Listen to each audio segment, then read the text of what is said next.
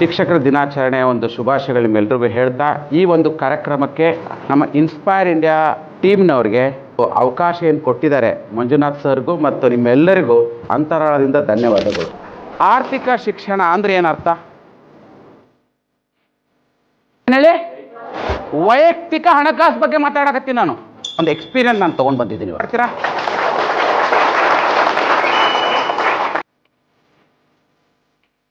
ಯಾರಿಗೆ ಸಾಲುತ್ತೆ ಸಂಬಳ? ನೀವೆಷ್ಟು ಸಂಪಾದನೆ ಮಾಡ್ತೀರ ಅನ್ನೋದು ಇಂಪಾರ್ಟೆಂಟ್ ಅಲ್ಲ, ಸಂಪಾದನೆ ಮಾಡಿರೋ ದುಡ್ಡನ್ನು ಹೇಗೆ ವಿನಿಯೋಗಿಸ್ತಾ ಇದ್ದೀರ ಅನ್ನೋದು ಭಾಳ ಇಂಪಾರ್ಟೆಂಟ್.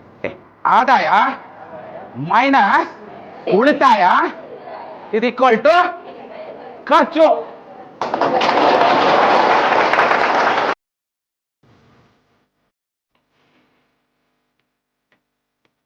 ಹಣ ಮಾಡೋದು ಎಷ್ಟು ಇಂಪಾರ್ಟೆಂಟ್ ಅದೋ ಆ ಮೈಂಡ್ ಸೆಟ್ ಇಟ್ಕೊಳ್ಳೋದು ಭಾಳ ಇಂಪಾರ್ಟೆಂಟ್ ಅದು.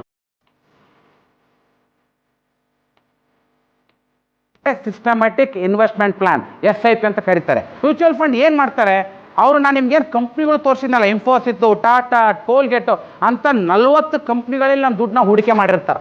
ಎಲ್ಲ ವಿಷಯಗಳನ್ನ ಈ ಪುಸ್ತಕದಲ್ಲಿ ಹಾಕಿದ್ದೀನಿ.